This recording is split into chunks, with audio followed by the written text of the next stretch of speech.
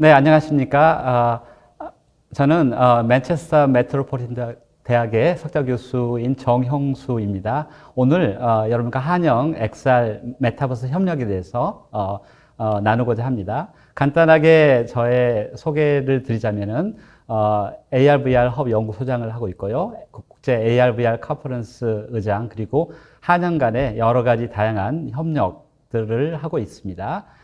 그리고 지난 10년 동안 가상현실, 증강현실, 그리고 최근에 확장현실, 그리고 이것을 바탕으로 메타버스로 넘어가게 되죠. 그래서 이런 부분들을 계속 연구하고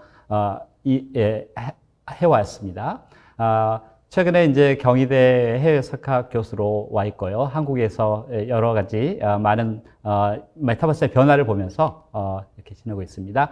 간단하게 가상 증강현실 연구소는 AR과 VR을 다양한 산업에 적용하고, 또한 이곳에서 필요한 연구를 통해서 이 산업이 어떻게 나아가야 될지, 그리고 산업적인, 그리고 정부에서 어떤 식으로 나아가야 될지, 이런 부분을 연구하고 있는 연구소입니다. 먼저 우리 이것을 나누기 전에 4차 산업혁명 시대 중요한 기술들이 여러 가지가 있죠. 1차, 2차, 3차, 4차 산업에 다양한 기술들이 융합되어서 수많은 일들이 벌어지는 아주 익사이팅한 그런 시대가 오고 있죠. 우리가 메타버스의 기본이 되는 어떤 그런 기술들이죠. 5G나 인공지능이나 가상 증강현실, 블록체인, 우리가 NFT도 말씀하셨는데 이런 기술들, 그리고 디지털 트윈, 엣지 컴퓨팅, 그다음에 IoT, 그리고 클라우드라든지 모두 이런 것들이 잘 융합이 되고 협력됐을 때 사실은 메타버스 시대가 열리는 거거든요.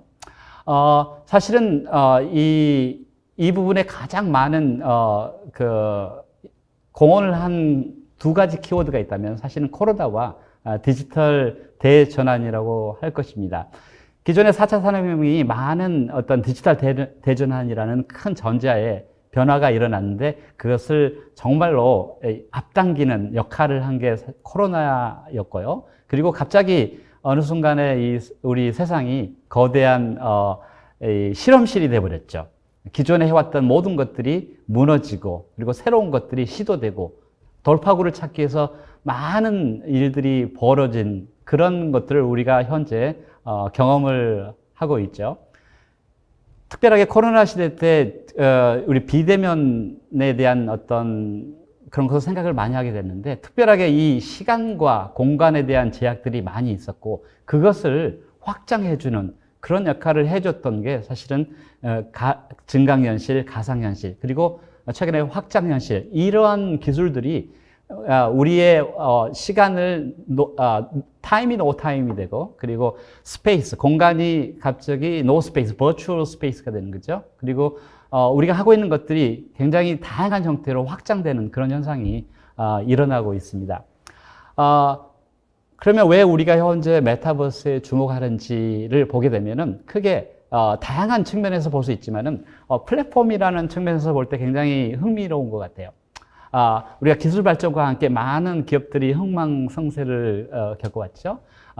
PC가 메인 플랫폼일 때는 우리가 잘 아는 애플이나 아이베이비나 이런 기업들이 생기기 시작했고, 그 다음에 인터넷이 1990년대 중반에 인터넷이 그 다음 플랫폼이 되었고, 모바일 플랫폼이 되면서 뭐 카카오톡이라든지 우리나라에서 이런 기업들이 생겼고요. 그 다음에 다음 플랫폼은 무엇인가라고 했을 때 AR, VR, MR, 믹스 리얼리티죠. 이런 것을 기반으로 한 메타버스가 플랫폼이 되지 않을까. 제2의 어떤 인터넷, 제2의 다음의 플랫폼이지 않을까라는 의견이 아주 지배적이고, 그것을 가장 사실은 많은 실험을 하고 있는 나라가 우리나라라고 할 수 있습니다.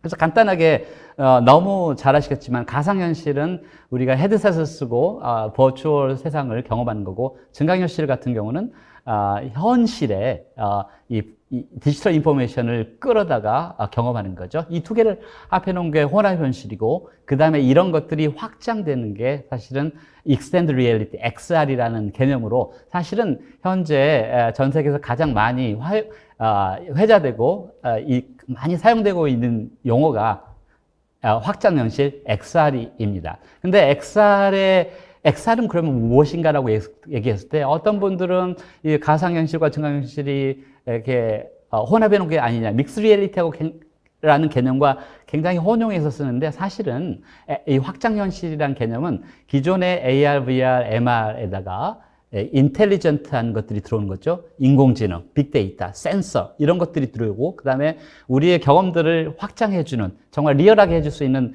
햅틱 기술이 있죠. 멀티센서리. 우리가 현재 시각과 청각에 의존하고 있다면은 이제 맛을 본다든지 냄새를 본다든지 아니면 느낀다든지 이런 것들을 종합적으로 느끼면서 우리가 원하는 굉장히 유용한 그런 것들이 구현해내는 기술이 확장 현실이라고 볼 수 있습니다.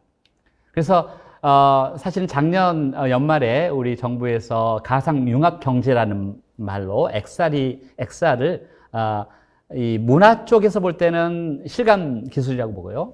이제 기술 쪽에서 볼 때는 가상융합 경제라는 그런 용어를 사용해서 여러 가지 계획을 세웠죠. 사실은 이 부분이 XR과 가장 근접한 그런 개념이라고 할 수 있습니다. 그래서 제가 보는 과연 메타버스는 갑자기 생긴 것인가? 저는 절대 그렇게 생각하지 않고요. 이 여러 가지 그 변화 과정 통해서 앞으로 일어날 것들이라고 보고요.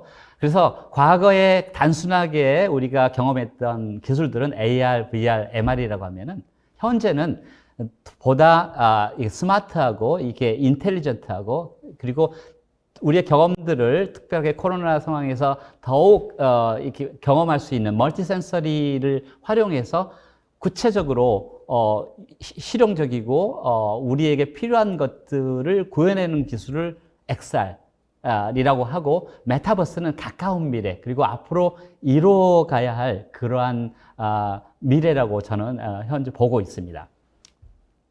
그래서 현재를 좀 보고 그다음에 미래를 좀 말하기를 원하는데요. 글로벌 XR 시장의 현황을 보면은 국가별로 주요 정책의 세부 내용은 조금씩 다르지만은 대부분의 미래 성장의 동력으로 VR, AR 그리고 이것 현상인 인공지능과 그리고 4차 산업의 여러 기술이 합쳐진 그런 XR을 중요한 기술로 도입을 하고 있고요.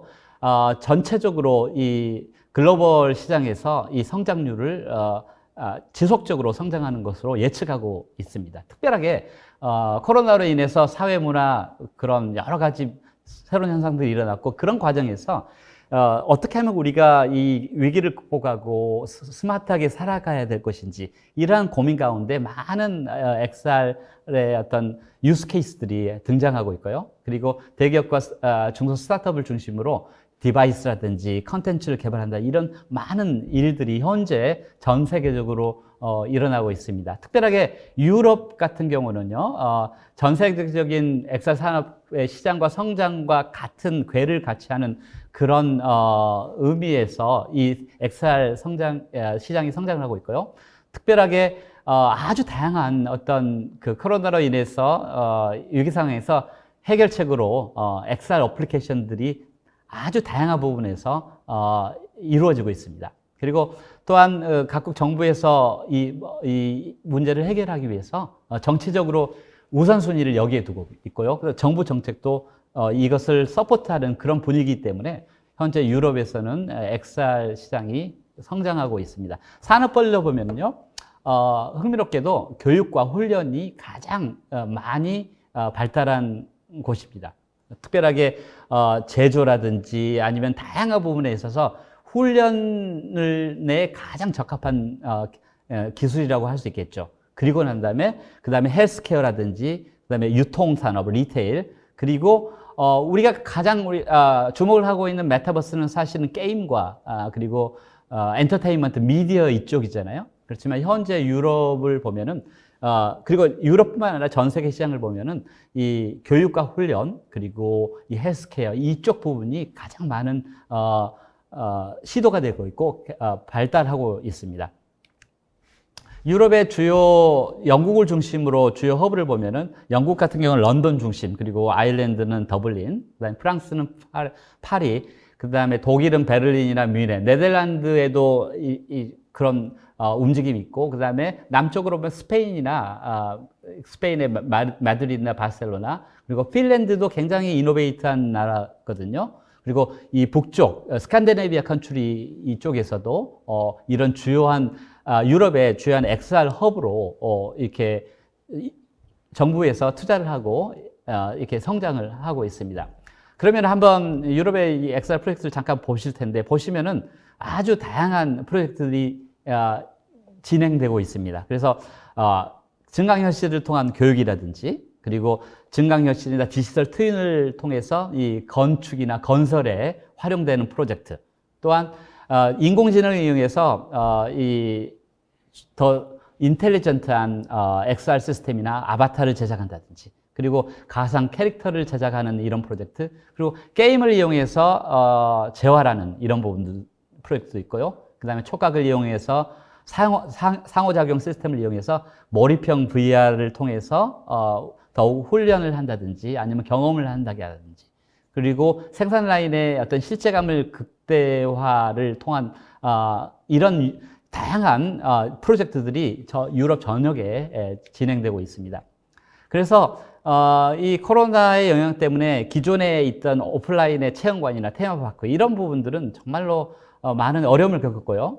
그리고 서비스들이 급격한 매출 감소를 하게 되었죠. 그래서 장기적인 관점에서 이 코로나가 XR 서비스의 발전 속도를 당기는 굉장히 중요한 요소가 되었고, 유럽 각국, 영국을 포함한 유럽 각국에서 이런 다양한 시도가 되어지면서 그때부터 이 메타버스 등의 어떤 새로운 개념, 기존에 이루어졌던 어떤 개념보다 새로운 개념이 없나, 이 돌파구를 찾을 수 있는 것이 없나라는 그런 측면에서 이 현실과 그리고 가상 공간에서의 어떤 경험과 이런 시장 기회에 주목을 하게 되었죠. 그래서 다양한 시도들이 현재 일어나고 있고, 제가 볼 때는 한국처럼 이렇게 전략적으로 하는 나라가 현재는 많지 않은 것 같아요.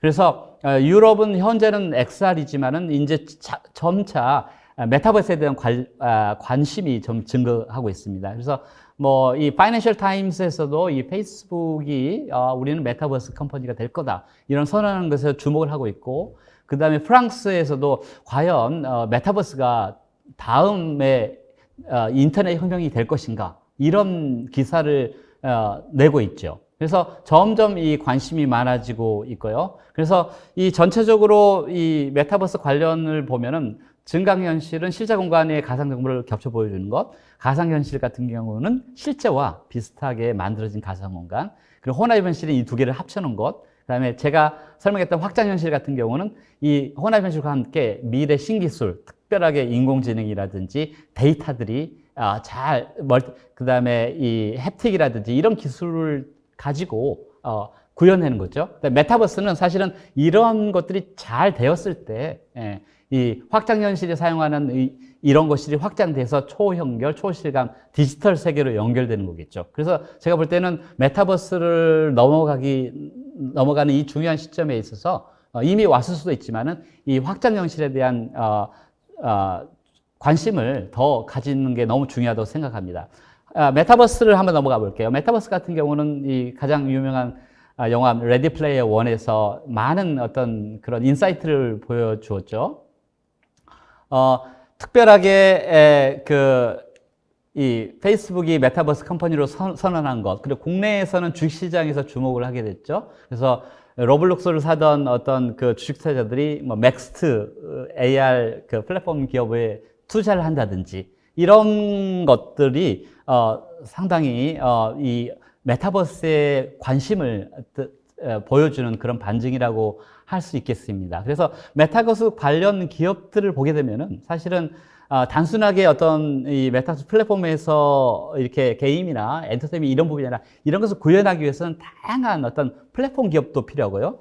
마이크로소프트나 페이스북이나 구글이나 애플 이런 기업도 필요하고, 그다음에 게임 기업들 이렇게 로블록스를 만드는 엔비디아, 닌텐도, 포트나이트 이런 마인크래프트를 구현하는 다양한 게임 업체들, 그리고 장비 업체들, 통신사들, 그리고 수많은 데이터를 다뤄야 되잖아요. 그래서 아마존이나 MS나 구글 같은 클라우드 이런 다양한 기업들이 관련돼 있거든요. 그러니까 결국은 메타버스는 큰 방향이고 이런 관련 기업 때문에 발전할 수밖에 없는 그런 방향인 것 같아요. 그렇다면 왜 메타버스에 주목할까? 여러 가지 이유가 있겠지만 제가 한국에 들어와서 이렇게 봤을 때 소셜 커뮤니티에서 나오는 잠재성. 그러니까 사실 메타버스가 플랫폼이 중요한 게 아니고 거기에 있는 소셜 커뮤니티가 없으면 사실은 의미가 없잖아요. 그래서 어떻게 놀이를 만들어 줄 것이냐. 근데 한번 그 커뮤니티가 만들어지면 강력한 파워가 나오거든요.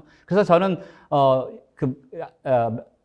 그 BTS처럼 아미 같은 강력한 소셜 미디어를 가지고 있는 기업들이 메타버스를 했을 때는 성공할 수밖에 없거든요. 그래서 이런 소셜 커뮤니티라는 그런 잠재성, 그리고 또한 우리나라 현실처럼 어떤 현실에 우리 땅이 이렇게 좁잖아요. 근데 이것을 현실 가상을 넣는 새로운 어떤 디지털 영토에 대한 그런 가능성들. 이 부분은 사실은 이렇게 정치나 이런 부분들이 되게 관심이 있는 부분인 것 같고요.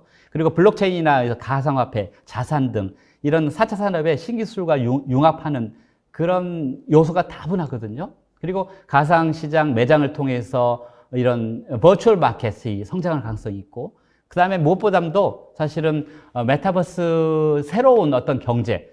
예전에는 현실에서 돈을 벌어서 가상에서 썼지만 이제는 가상에서 돈을 벌어서 현실에서 쓸 수 있는 그런 시대가 왔거든요. 그래서 그런 메타버스 경제에 대한 가능성, 그것을 가능하게 하는 창작자 경제가 활성화되고 있다는 점, 그리고 주식시장에서 주목하고 있는 이런 부분들 때문에 우리나라가 메타버스에 주목하고 있는 것 같아요. 전 세계적으로 보면은 메타버스에 주목하는 어떤 구글 이 트렌드를 보면은 우리나라만큼 이렇게 메타버스 주목하는 나라가 현재는 없습니다. 대부분 이 가능성을 보는데 현재 우리나라가 굉장히 여기를 이렇게 앞서 나가고 있는데 이 부분들이 어떻게 진행될지 정말로 흥미로울 것 같습니다. 그리고 우리 한상열 우리 연구원님이 벌써 커버를 하신 건데, 그러면 이 다음 단계를 넘어갈 때 굉장히 중요한 것, 과연 경제로 넘어갈 수 있을까? 그죠? 그리고 다양한 디바이스를 통해서 모든 사람들이 컨텐츠를 액세스할 수 있을 건지, 그리고 디지털 휴먼을 어떻게 사용하고 기업들에게는 이 IP, 결국은 비즈니스 모델이 있어야 되잖아요. 이런 부분을 어떻게 개발해야 될 것인지, 그 다음에 이 가상화폐를 통해서 어떻게 창작자들이 돈을 벌 수 있는지, 이런 경제적인 부분들이 굉장히 중요한 포인트고, 이 부분을 어떻게 해결해 나가야 될지가 참 중요한 포인트인 것 같습니다. 그리고 너무도 잘 아시겠지만 메타버스의 한국판 뉴딜 2.0에 포함되었고요. 그리고 이 내년 예산에 2조 6천억 원이 이렇게 새로 투자가 됐잖아요. 그래서 이 다양한 어떤 그 기반들이 마련되어지고 있고 그런 아주 많은 움직임들이 있는 것 같습니다. 그래서 XR 메타버스 프로젝트 같은 경우는 크게 맥스 주관에서 이 관광 여행 AR 도시 정보 서비스 이런 걸로 해서 관광과 관련된 이런 플랫폼들이 지금 제작되고 있잖아요. 창덕궁이나 북촌, 한옥마을, 천안 독립기념관 등에 활용되어질 거. 그리고 또 인천하고 네이버스, 인천공항은 해외 방문자들에게 스마트한 공간 이동과 그리고 스마트한 일상의 경험 제공을 위해서 이런 메타버스 프로젝트를 진행하고 있죠. 이 메타버스를 볼 때 사실은 제가 영국의 어떤 중요한 흐름들을 좀 흥미롭게 보는 것은 가장 중요한 부분들이 크리에이티브한 부분과 경험적인 부분들과, 그리고 이 경험을 확대하기 위해서 필요한 이머시브 텍, AR, VR, 가상 증강, 확장 현실 이런 부분들이 있는데, 사실은 이러한 개념들이 영국에서 쭉 개념적으로 정립이 되었고 실행이 되었거든요. 그래서 최근에 한 2, 3년 동안에 영국 같은 경우는 영국이 가지고 있는 어떤 크리에이티브 창조 산업과 그 다음에 AR, VR을 통해서 이 큰 4개 프로젝트를 진행했어요. 그래서 1,000억 규모로 한 프로젝트당 250억 정도로 해서 그 e스포츠를 전 세계로 이렇게 영국 기반 e스포츠를 방송사와 그리고 e스포츠 구단과 합작해서 프로젝트를 하나씩 만들었고, 그 다음에 영국이 자랑하는 세계적인 문학가죠. 셰익스피어의 공연을 정말로 이 XR이나 이 신기술로 경험을 확대하는 어떤 그런 프로젝트. 그리고 덕터후 너무 잘 아시죠? 이 덕터후를 경험하게 하는 것. 그리고 공룡이나 로봇을 교육과 엔터테인먼트에 하는 그런 커다란 프로젝트를 영국에서는 진행을 하고 있습니다. 그래서 메타버스 시장 규모는 이미 저기 앞에서 얘기를 했겠지만은 1252조 원 단위로 그렇게 예상되고 있고, 많은 기존에 있던 어떤 시장들이 이곳으로 몰려올 가능성이 높습니다. 그중에서 가장 중요한 게 사실은 메타버스 이코노미가 과연 될 것이냐 안 될 것이냐 참 흥미로운데, 거기서 가장 중요한 역할을 하는 게 창작자 경제인 것 같아요. 그래서 이 기존의 사람들이 콘텐츠를 만들기 시작하죠. 그래서 유튜브라든지 혹은 트위치를 통해서 콘텐츠를 만들고 창작자들이 돈을 벌기 시작하는 그 시대. 이 부분들이 굉장히 강력한 어떤 커뮤니티를 가지고 성장했을 때 사실은 메타버스의 경제가 이루어지는 어떤 굉장히 중요한 기반이 되지 않을까 그렇게 예상합니다. 그래서 크리에이티브 이코노미, 창조 경제, 그리고 체험 경제, 그죠? 체험이 너무 중요한 시대가 왔고, 그 다음에 그것을 기술과 융합해서 이머시브 이코노미, 가상 융합 경제가 왔다면은 앞으로 이제 메타버스 경제로 넘어가는 그런 굉장히 중요한 전환기에 있다고 보고, 거기에 중요한 역할을 하는 게 크리에이터 이코노미라고 생각합니다. 그래서 영국 같은 경우는 e스포츠나 문화공연 이런 메타버스 플랫폼을 만들려고 하는 대형 프로젝트들이 또 진행되고 있거든요. 그래서 굉장히 여러 가지 흥미로운 일들이 영국을 비롯해서 유럽에서 일어날 것 같습니다. 그렇다면은 이제 오늘 사실은 어떤 주제가 메타버스 해외 진출 이런 건데, 이 기업들이 봤을 때 글로벌 진출 이유, 그다음에 국내와의 차이점을 봤을 때 가장 중요하게 보는 게 새로운 시장 개척, 그리고 현지와의 어떤 차이점을 볼 때 우리는 퀄리티를 가지고 기술적인 부분은 참 앞서 있다고 보고요. 어떤 부분에서. 그리고 사실은 우리나라처럼 이 크리에이티브한 나라도 없는 것 같아요. 게임을 한 4시간, 5시간 기차 안에서 게임을 계속할 수 있는 그런 민족은 제가 본 적이 없거든요. 그래서 이런 이 다양한 잠재성이 있는데 새로운 시장을 개척하고 이런 부분들이 정말로 필요한 시기가 아닌가. 그것을 과연 메타버스가 라는 플랫폼으로 해결할 수 있는지, 이런 부분들이 정말로 중요한 시대인 것 같습니다. 그렇다면 왜 영국인가? 여러 가지 이유가 있지만은 새로운 시장 개척에 있어서 어떤 이론적으로 탄탄하고 그다음에 전략적이고 정책이 강한 영국이 우리 한국과 중요한 파트너가 되지 않을까 생각되고요. 그리고 영국 같은 경우는 예전에 수많은 어떤 산업혁명을 비롯해서 제국을 이렇게 경영한 그런 노하우가 있죠. 그런 글로벌 비즈니스의 노하우가 아직 외교를 너무 잘하죠. 그런 노하우가 있거든요. 그래서 그런 것을 배워서 우리가 가지고 있는 것들이 영국과 만나서, 혹은 영국을 포함한 유럽과 만나서 이렇게 글로벌 시장으로 진출하는 그런 중요한 전략적 파트너로서 영국과 유럽이 필요하지 않나 그런 생각을 해보고요. 그리고 전통과 기술의 만남이 이루어질 수 있겠고, 한국의 기술력과 유럽의 스토리텔링이라든지 어떤 기획력으로 시너지 효과를 기대할 수 있겠고, 그 다음에 공동 협력해서 글로벌 시장으로 진출할 수 있는 거. 그러니까 단순하게 이 한 나라에 이렇게 협력하는 게 아니고 두 개 협력을 해서 글로벌 진출, 이런 부분들이 이런 역할을 영국을 비롯한 어떤 유럽 국가들이 해줄 수 있지 않을까 생각합니다. 그래서 이제 큰 그림을 봤을 때 과연 우리나라가 메타버스 글로벌 리더가 될 수 있을까? 그렇다면은 크게 한번 계획을 좀 플랜을 짜보면 어떨까? 그러니까 앞으로 1단계에서는 2년 동안에는 이 한영 XR 기반 구축을 하고 관련 기관에 영국 진출하는 이런 부분을 포커스를 두고, 그 다음에 2단계 3년 동안에는 글로벌 XR 영국과 그리고 유럽과 협력을 해서 점점 더 주도적인 역할을 하고, 그리고 3단계에서는 정말 글로벌 시장의 큰 리더가 되어서 정말로 톱2가 되면 어떨까? 그런 어떤 그림을 한번 그려봅니다. 그래서 예를 들어서 XR 협력 기반 구축 및 한국 XR 메타 관련 기업 영국 진출할 때는 한양 간의 어떤 협력 기반을 수립하고요. 그래서 양국 간의 XR 메타버스 전문가 간의 정보 교환이라든지 협력을 한다든지 이런 방안을 도출해서 공동 세미나를 진행한다든지 그다음에 양국 고위 인사 교류를 통해서 이런 지원과 대외적인 홍보를 확보할 수도 있겠고요. 그다음에 국제협력 전문 인력 양성을 전문가를 파견해서 서로 협력하는 이런 그림도 그릴 수 있겠고요.